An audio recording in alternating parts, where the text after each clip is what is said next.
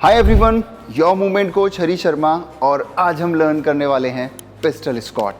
Pistol squat calisthenics का बहुत ही beautiful skill है और ये सिर्फ एक स्किल नहीं है, इसके थ्रू आप अपनी लोअर बॉडी का मैकेनिज्म इंक्रीज करने वाले हो।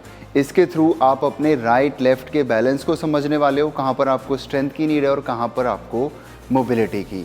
इस वीडियो के थ्रू आप सब कुछ जीरो से लर्न करने वाले हो, या आपका पिस्टल स्क्वाट कहीं पर स्टक हो गया है, ग्रोथ नहीं हो पा रही है, तो इस वीडियो के थ्रू आप समझोगे कि आपको क्या करना है। इस वीडियो को आप पूरा देखना, आपको एंड तक समझ में आ जाएगा कि आपको अपनी पिस्टल स्क्वाट में कैसे ग्रो करना है। मैं बहुत लोगों को पिस्टल स्क्वाट सिखा चुका हूँ और आज मैं आपको भी पिस्टल स्क्वाट सिखाऊंगा। This tutorial is not like other tutorials जहाँ पर आपको बोला जाता है ये 5-6 स्टेप कर लो, आपका पिस्टल स्क्वाट अनलॉक हो जाएगा। इस वीडियो में आप सब कुछ डिटेल में समझोगे, बिकॉज मैं नहीं चाहता कि आप अपनी पिस्टल स्क्वाट की जर्नी में गिव अप कर दो और एक टाइम के बाद क्विट कर दो। गाइज, इस वीडियो में मैं आपको बिल्कुल भी मिसलीड नहीं करूंगा कि आप 5-6 स्टेप कर लो आपका पिस्टल स्क्वाट हो जाएगा। मैं आपको पिस्टल स्क्वाट वैसे सिखाऊंगा जैसा कि मैं अपने क्लाइंट्स को सिखाता हूं। तो पिस्टल स्क्वाट करने से पहले आपको मोबिलिटी टेस्ट करना बहुत ज़रूरी है, जिसके लिए हम करेंगे नैरो स्टांस में स्क्वाट, मतलब पूरा बैठना है इसमें। अगर आप इस पोस्चर में अच्छे से बैठ पा रहे हो, that means you have a good ankle and hip mobility. But बहुत लोग नैरो स्टांस स्क्वाट में नहीं बैठ पाते हैं due to ankle and hip mobility. But don't worry about that, इसको इम्प्रूव करने के लिए मैंने डिटेल यूट्यूब वीडियो बनाए हुए हैं, आप जाकर देख सकते हो, लिंक डिस्क्रिप्शन में मेंशन है। तो मुझे पहले से ही पता था जब मैं आपको पिस्टल स्क्वाट सिखाऊंगा तो इन दो जॉइंट्स की मोबिलिटी की नीड पड़ेगी, इसीलिए मैंने पहले से प्रिपरेशन करके रखी थी। अब आप ये मत समझना आपकी एंकल और हिप मोबिलिटी प्रॉपर नहीं है तो इसका मतलब आप पिस्टल स्क्वाट नहीं कर पाओगे। उसके लिए भी मेरे पास सब्स्टिट्यूट हैं, बट उसके साथ साथ आपको अपनी एंकल और हिप मोबिलिटी पर काम करते रहना है। मैं आपको ऑप्शंस दे रहा हूँ, सॉल्यूशन नहीं। सॉल्यूशन कहाँ से मिलेगा? अपनी हिप और एंकल मोबिलिटी को इंक्रीज करके, उसको बेहतर बना के, बट उसके साथ साथ आपको अलग प्रोग्रेशंस पर भी काम करना है। अगर आप नैरो स्टांस स्क्वाट में इजीली बैठ पा रहे हो तो आप ट्राई करोगे पिस्टल स्क्वाट में बैठने का। अगर आपकी फ्लेक्सिबिलिटी और स्ट्रेंथ इस पोस्चर में प्रॉपर नहीं है तो आप पीछे की ओर फॉल करोगे। उसके लिए आपको क्या करना है, प्लेट का यूज़ करना है लाइक दिस। इससे आपको काउंटर बैलेंस मिलेगा, तो जो आप बार बार फॉल कर रहे थे आप गिरना बंद हो जाओगे। और हाँ, इस माइक्रो प्लेट्स का हम और भी जगह यूज़ कर सकते हैं। अगर हमारी हिप और एंकल मोबिलिटी प्रॉपर नहीं है तो हम एलिवेशन का यूज़ करेंगे, अपना हील का प्लेसमेंट करेंगे प्लेट के ऊपर, और इस पोस्चर में भी हम होल्ड कर सकते हैं। तो जिन लोगों की एंकल मोबिलिटी प्रॉपर नहीं है वो इसका यूज़ करेंगे। हम नैरो स्टांस स्क्वाट में बैठे, हमने पिस्टल स्क्वाट भी ट्राई किया, और जिन लोगों की एंकल मोबिलिटी प्रॉपर नहीं थी उन्होंने एलिवेशन के साथ किया, और जो लोग पीछे फॉल हो रहे थे उन्होंने काउंटर बैलेंस के साथ सिंगल लेग पिस्टल स्क्वाट में बैठने का ट्राई किया। अब उसकी नेक्स्ट प्रोग्रेशन है negative pistol squat like this. कुछ लोग इसमें क्या करेंगे, पीछे जाकर फॉल होंगे, तो उसके लिए उनको डंबल का यूज़ करना है। डंबल से आपको काउंटर बैलेंस मिलेगा। और हाँ, जिन लोगों की एंकल मोबिलिटी प्रॉपर नहीं है वो प्लेट का यूज़ कर सकते हैं। तो हमारे हाथों में डंबल रहेगा और हील के नीचे प्लेट। नेगेटिव पिस्टल स्क्वाट लगाते टाइम कुछ बातों का ध्यान रखना है। मैं परफॉर्म कर रहा हूँ डंबल के साथ। यहाँ से hip back, chest out, and dumbbell को ऐसे रखना है जैसे आप डंबल को किसी को पकड़ाने वाले हो, लाइक दिस। और कुछ लोग क्या करते हैं, इसमें नीचे आके लूज छोड़ देते हैं और वो पीछे फॉल हो जाते हैं। तो इसके लिए आपको क्या करना है, जब आप नीचे पिस्टल स्क्वाट में बैठोगे तो अपनी बॉडी को आगे की ओर पुश करना है लाइक दिस। देखो अभी ये पीछे है, and then keep pushing your chest forward, shoulder forward and dumbbell forward, तभी हम काउंटर बैलेंस का ठीक से यूज़ कर पाएंगे। जब आप पिस्टल स्क्वाट करके नीचे जाओगे और लेग को स्ट्रेट करके होल्ड करोगे तो इसमें आपके थाई में क्रैम्प आएगा, और ये आता है लैक ऑफ स्ट्रेंथ की वजह से, क्योंकि हमें लेग को स्ट्रेट करके होल्ड करने की हैबिट नहीं होती है। तो उसके लिए हम सीटेड पोस्चर में सिंगल लेग लिफ्ट होल्ड भी कर सकते हैं। अगर आपको ये एक्सरसाइज ईजी लग रही है तो इसमें आप एंकल वेट भी ऐड कर सकते हो। कम से कम 30 सेकेंड्स का होल्ड होना चाहिए, मैक्सिमम आप जितना कर सकते हो। गाइस, अभी तक जो भी मैंने आपको स्टेप्स बताए वो इतना आसान नहीं है। इसमें आप फॉल भी करोगे, जब आप एग्जीक्यूट करोगे तो आपको समझ में भी नहीं आएगा। आप सोचोगे कि जैसे मैं परफॉर्म कर रहा हूँ वैसा ही आप परफॉर्म करो। देखो, मेरे बॉडी मैकेनिज़्म और आपके बॉडी मैकेनिज़्म में बहुत डिफरेंस है और मैं ये सब बहुत सालों से करता आ रहा हूँ।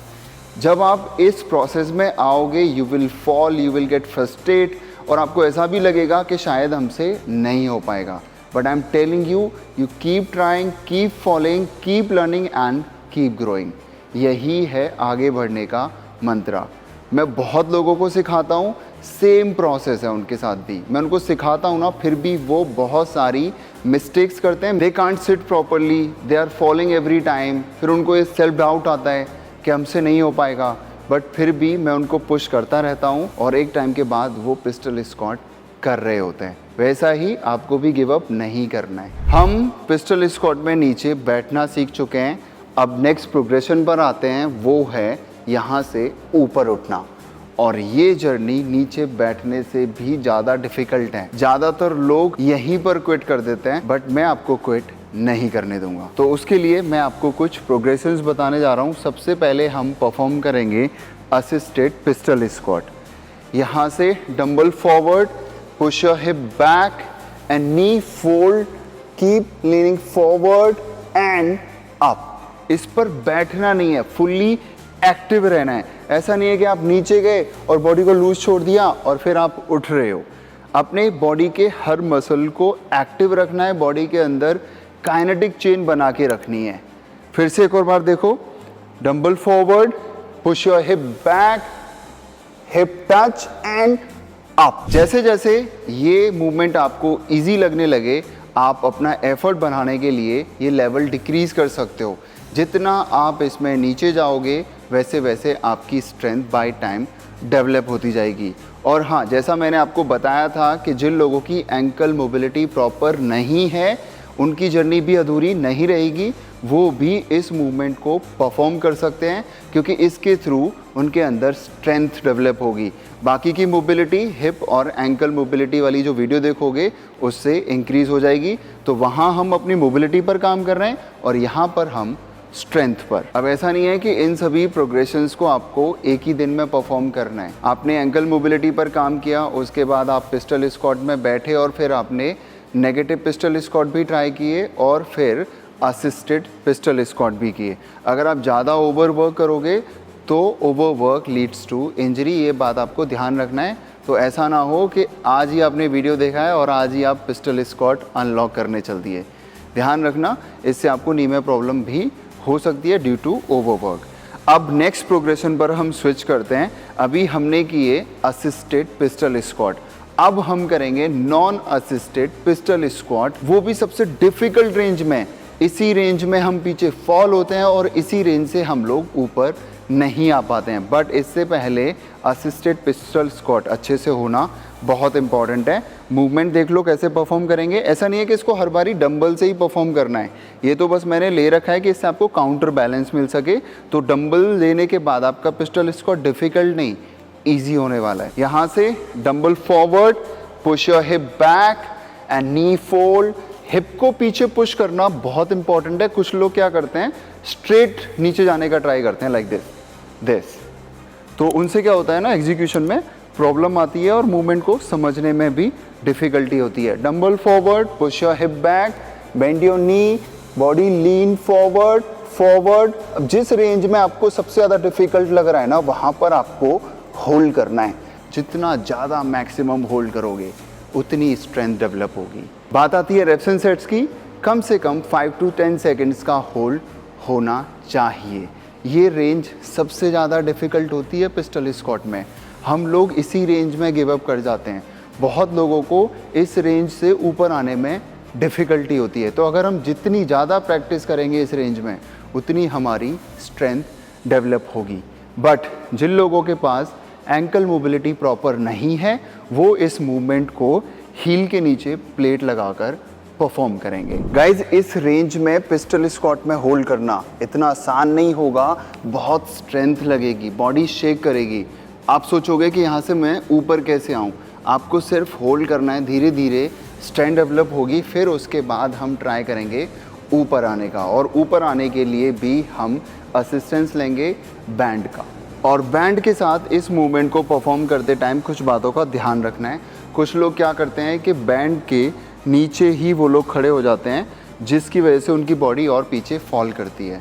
तो जैसे मैं वहाँ पर डंबल यूज़ कर रहा था, मेरे हैंड्स फॉरवर्ड जा रहे थे, मतलब मुझे काउंटर बैलेंस मिल रहा था, वैसे ही आपको क्या करना है, अपनी बॉडी को पीछे लेकर जाना है, लाइक दिस। अब ये बैंड क्या कर रहा है, मुझे आगे और ऊपर की ओर पुल कर रहा है। अब हम ट्राई करेंगे स्क्वाट, जो मैंने बताया था कि मिड रेंज में होल्ड करके ऊपर आना है। वहाँ पर हमारे पास उतनी स्ट्रेंथ नहीं थी कि हम ऊपर आ सकें, बट ये बैंड क्या कर रहा है, हमें असिस्ट कर रहा है। बैंड की वजह से हम ऊपर आ पा रहे हैं इजीली। बट गाइस, एफर्ट वहाँ से ज़्यादा होना चाहिए। ये सब्स्टिट्यूट है और एक ऑप्शन है, सॉल्यूशन नहीं है।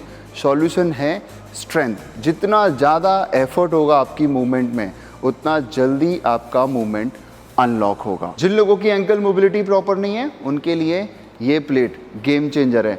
तो हम इसको हील के नीचे प्लेस करके इस मूवमेंट को परफॉर्म कर सकते हैं। गाइस, अभी तक हमने स्ट्रेंथ पर काम कर लिया। लास्ट प्रोग्रेशन, जिसमें हमें सबसे ज़्यादा डिफ़िकल्टी आती है, ज़्यादातर लोग वहीं पर गिव अप करते हैं और उसमें प्रोग्रेस करने में टाइम लगता है, वो है पिस्टल स्क्वाट में पल्सेस। अब पल्सेस को कैसे एग्जीक्यूट करेंगे ये समझो। हम नेगेटिव पिस्टल स्क्वाट में नीचे गए, हम क्या करते हैं, या तो फॉल होते हैं या फिर हम होल्ड रखते हैं। हमें यहाँ से थोड़ा जर्क का यूज़ करना है, लाइक दिस। देखो, चाहो तो आप इस मूवमेंट को बिना डंबल के भी परफॉर्म कर सकते हो, बट ये डंबल थोड़ा इस मूवमेंट को ईजी बना देता है, क्योंकि इससे हमें काउंटर बैलेंस मिलता है। यहाँ से हमें ट्राई करना है ऊपर आने का, क्योंकि देखो हम बस इतना उठ पाते हैं और फिर उसके बाद हमारा बैलेंस ख़राब होता है, हम साइड में गिरते हैं या हम पीछे फॉल हो जाते हैं। इसको आप प्रैक्टिस करते रहो, टाइम बीइंग आपकी स्ट्रेंथ डेवलप होगी और आपका पिस्टल स्क्वाट अनलॉक हो जाएगा, लाइक दिस।